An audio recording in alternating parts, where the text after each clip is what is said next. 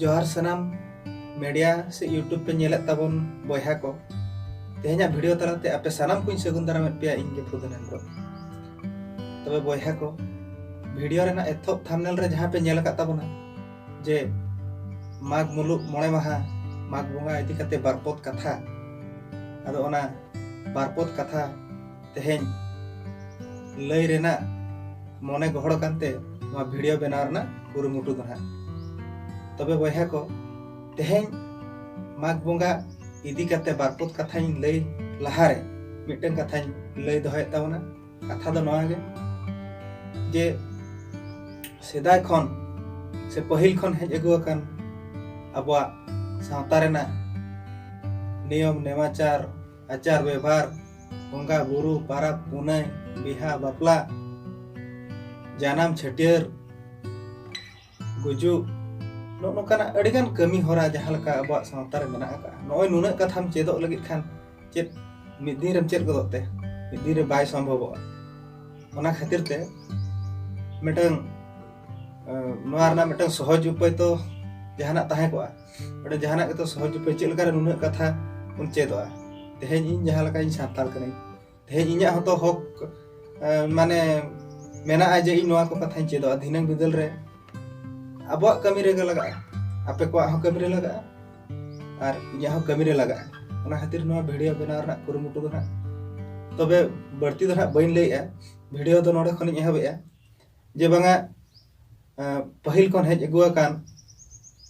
जहां लका अबवा माघ बोंगा तो माघ बोंगा रे जहां लका 1977 मसिया खन जहां लका बेतकुंद्री डही रे को गोटा का जे अब दो माघ दो मुलुग मोणे माहा बन मानावा तबे बयहा को नोडे मुलुग मोणे माहा मेन लखान हा तेहेन दिन नोडे कैलेंडर जदि बन नेला ताले खान नोडे निया धाव ताहे कना जे जहां लका तिसो ताहे कना 21 तारीख ताहे कना अब अम्बावसिया ताहे कना ताले जहां लका हापड़ाम को लई गु का तबना जे बांगा चांदो बोंगा तो अब तो चेलका बन लेखाया जे चांदो बोंगा नोका बन लेखाया जे चांदो रेना मुचेद माहा ताबन हुयुग कना अब दो अम्बावसिया बखान उमस जहां बन मेनेआ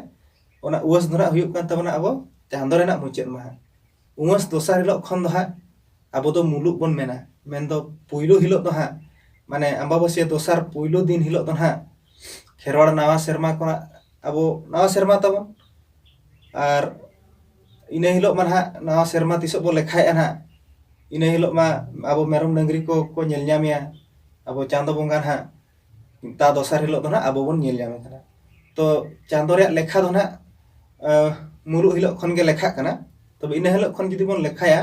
ताले तेहेन दिन पड़ा कना तेहेन हा जहां 26 तारीख आ तेहेन दिन ना पड़ा कना मुलुग मोणे माहा तब तेहेन दिन दो हुयुग कना अब खेरवाड़ आदिवासी अब सांताल को मुलुग मोणे माहा तेहेन दिन रे अब दो माघ बन बोंगाया ताले खान दो नोडे बयहा को नेल तावन पे माघ बोंगा मा जतो बन बोंगाया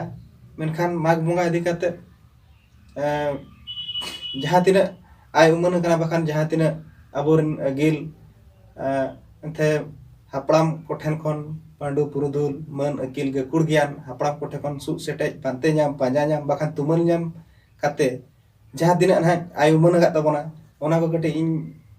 कुकली आकार ते थेन आपे को ठेन सदरा ओना धरा नोआ कना जे माघ बोंगा दो ओका चांदो बन बोंगाया और चिदा बो बोंगाया और उनका के कुकली माघ बोंगा से माने माघ बोंगा इदी कते मेना जे माघ बोंगा रे बिली दो चिदा बो बेभार और उनका के कुकली मेना जे माघ बोंगा दो चिदा जाहिर खन नासेना फाराक रे बन बोंगाया सहान्यो रे चिदा बन बोंगाया टांडी रे का करे दो बद करे को बोंगाया मेखान जाहिर खन नासेना फाराक न्यो रे को बोंगाया ताबना चेदा माघ बोंगाया चेदा जाहिर खन नासेना सहान्यो रे बन बोंगाया उनका के माघ बोंगा रे चेदा सागाड़ गड़ी बन गहड़ अगुया बखान माघ बोंगा रे आरो उनका के कुकली मेना माघ बोंगा रे सागाड़ गड़ी गहड़ इदी समय चेदा बाकड़े कथा बो रोड़ा आरो जहां लका ओंडे कमी होरा नेलोआ जे बांगा माघ बोंगा बोंगाय ऑक्तो चेदा माने माने तीना ठेन को खोड़ा ओका लका को खोड़ा नोहा क्वेश्चन रकाब कना और मोटामुटी नोडे आरो मुचे रे जहां कमी होरा तबन नेलोआ जे माघ सोड़े जम मुचे एन तायम मुचे रे जहां रे अब ओंडे को मोणे हड़ अतु हड़ को दुड़ुब जारा को ताला रे माझी बाबा तबन दुड़ुब को और अब चारि धाक गुल मेंते बन दुड़ुब को ओंडे जहां लका सारजम सकाम रे पान पुंगी को बेनावा हटा रे को दोहो जावरा तापरे ओना दुड़ुब अकान हापड़ाम को हटिnya को और ओंडे के जहां लका अब नियम ना तबन जहां लका मेना अब जे मोणे मापांजी बाछन अरु रिया नियम तब मिटeng ना जहां लका मेना उनका कमी होरा नेलोआ आरो नोडे मिटeng कुकली नेलो कना उनको मोणे हड़ बाछन अरु रिया चेलका क्वेश्चन तबन मेना चेलका को कुली को जहां लका माझी को बाछन अरुई समय चेलका को कुली को पारानिक को बाछन अरुई समय चेलका को कुकली को और उनका के जग माझी अक्तो गोड़ेत अक्तो नायके अक्तो चेलका को कुकली को नोका है मिटा क्वेश्चन रकाबा तबे बहा को तेहेन दो नासेना नोआ रना नासेना बन चर्चा नोगा जहां तिना आय उन बड़ाय ᱧᱟᱢ कना उनको मन अकिलान पांडु पुरुदुल गाकुड़ ज्ञान अबुरन हापड़ाम कोठन कोन सुब सेटे पांते ᱧᱟᱢ पांजा ᱧᱟᱢ तुमल ᱧᱟᱢ बड़ा कते जहां तिना कथा आय उमन कई ओना कतटी इन लय ᱧᱚᱜ ताबना और उनका मा मनमी जनाम मात्रे भूल मा तहन गया यदि जहाना भूल को तहन खाना ओना द पे के कई ताबना और तबे देला ओना कुकली रेना लनई तेहेन आपे को सामारी सदरा तबे देला वीडियो बन एथब लगे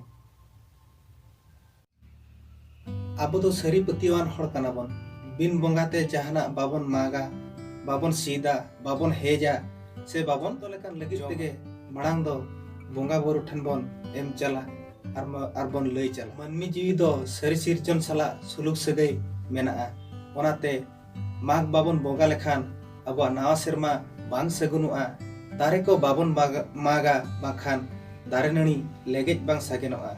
उनकागे मनमी हपन जानम काते बांग बन होय रुवाड़ लेनखान से पुर बाबन कुटम लेखान मनमी रे बाबो लेखा जाति बाबन ᱧᱟᱢᱟ सुलुक बांग सारेड़ोआ जीवी रे निरय बांग अटकारोआ नो नुकाना माघ बोंगा रे माघ बाबन बोंगा लेखान नो नुकाना अबवा एटकेटोणे तिना गान दो हुयुआ आर तिना गान नो नुका